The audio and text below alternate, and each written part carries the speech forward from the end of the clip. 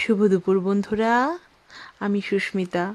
আমার নতুন একটি ভিডিওতে জানাই সকলকে স্বাগতম।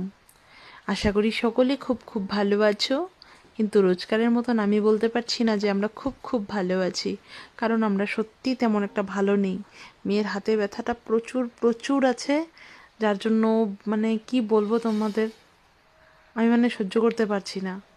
কিন্তু রান্না বান্নাও করতে হবে, খাওয়া দাওয়াও করতে হবে, মেয়েকেও সুস্থ রাখতে হবে, আমাদেরও সুস্থ থাকতে হবে, তাই না বলো?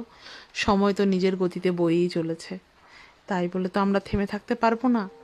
তার জন্য কালকে তো কিছু রান্না বান্না হয়ই নি তেমন, কারণ কারোই মন মেজাজ ঠিক না।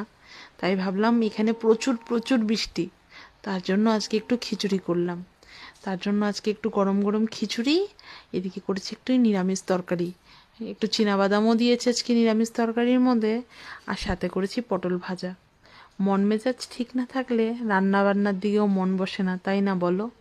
তো যেটাই হোক, আজকে আমার মেনু তোমাদের কেমন লাগলো নিশ্চয়ই জানাবে। ভালো থাকবে, সুস্থ থাকবে।